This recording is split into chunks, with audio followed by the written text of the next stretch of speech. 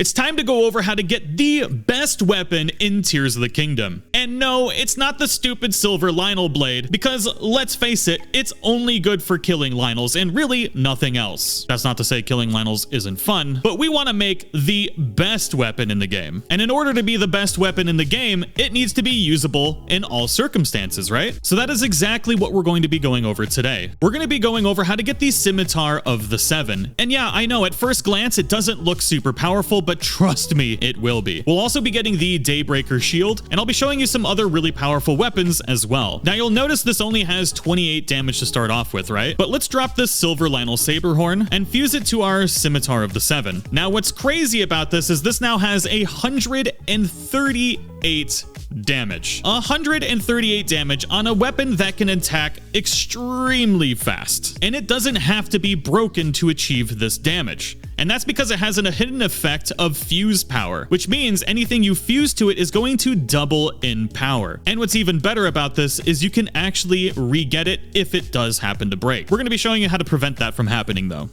Now, to be able to get this weapon, you will need to have completed the Gerudo phenomenon, which removes the sandstorm in the area. Once you clear the sandstorm, you're going to want to head to the clothing store here in Gerudo. You'll notice that the door is blocked and you actually can't get inside. We're going to run to the left side here, and we're actually going to grab the spear up here first. This is a Gerudo spear, and this also has the bonus of fusion up. So if we take one of my favorite items like this silver Lizalfos horn to our new spear, and now you have a really powerful spear with 74 damage. Obviously, if you fuse something that's more powerful, the spear is going to be even better. Now from here, we're going to jump down this little waterfall right here, and then we're going to kind of follow this down this little river. There's going to be a rock wall that's blocking your way. You're going to need to smash this. You're going to need to smash a lot of rocks through here, and then you're going to turn left, smash the rocks through here. Then you're going to climb up this little wall here, smash some more rocks, and you're going to turn to your left again until you get to this spot right here.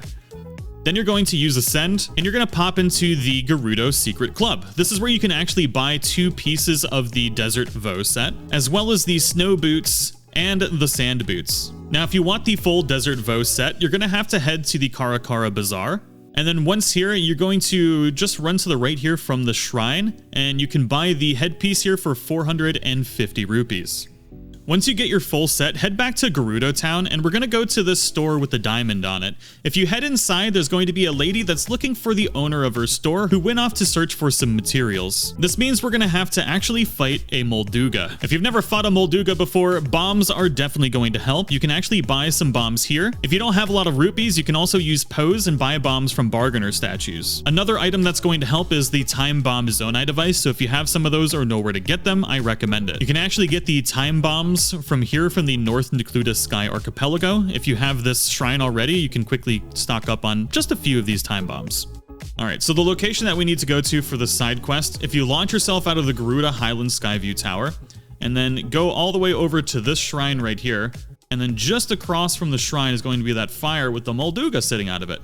I think we're going to do this the smart way, where what we're going to do is we're going to go by the Zonai device, we're going to drop a rocket, we're going to fuse that to our Hylian shield, we're going to jump up into the air, and then activate our glider, and hopefully we can glide to that fire and fight this in the daytime.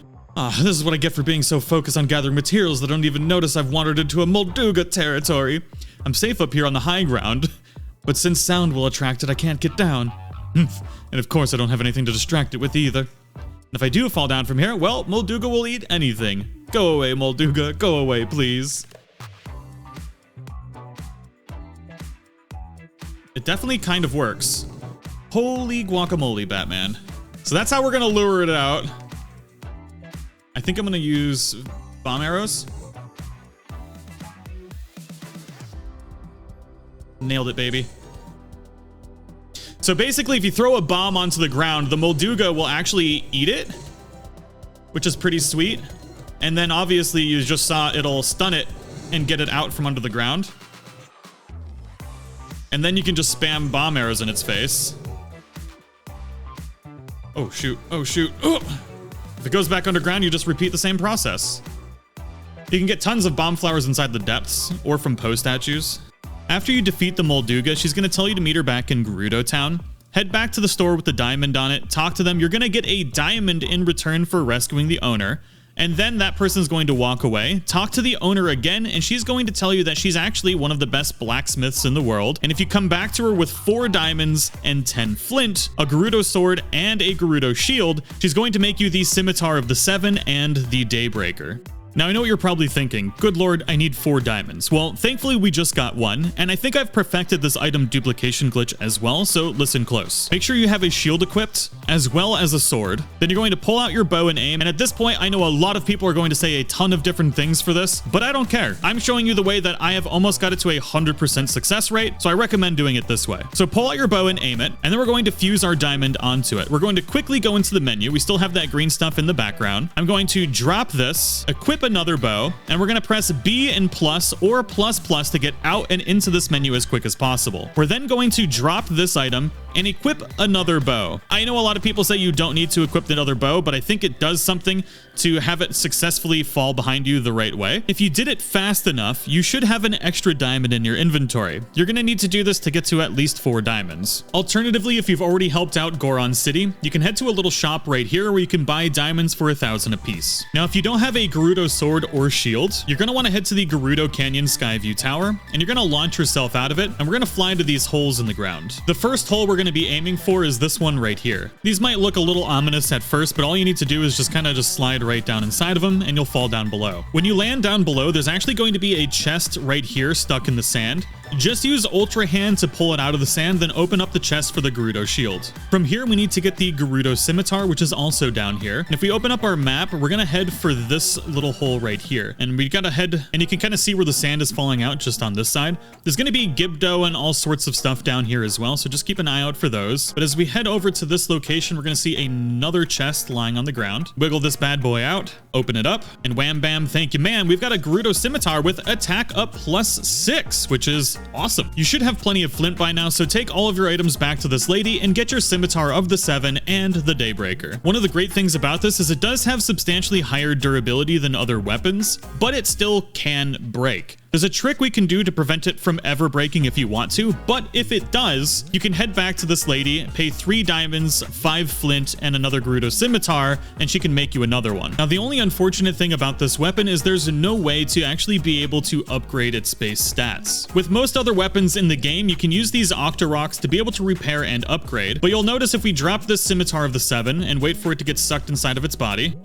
that when it squirts it out, it doesn't repair it and it doesn't add any stats to it. There's actually a trick we can do to be able to repair this at the very least at the Octoroks. If we take an item that is corroded, like this Gerudo spear here, and equip that, and then we're going to drop our Scimitar of the 7, we're then going to fuse the Scimitar of the 7 to the end of the spear, then we're going to drop this fused weapon in front of the Octorok. It's going to suck it up inside of it, and this time it's actually going to repair it, and we're going to get a certain number of stats on the weapon. Now we just need to head to Terrytown to defuse these 2 weapons. Now do keep in mind, you have to use a decayed weapon as your base and fuse the Scimitar on top of it. It doesn't work the other way around.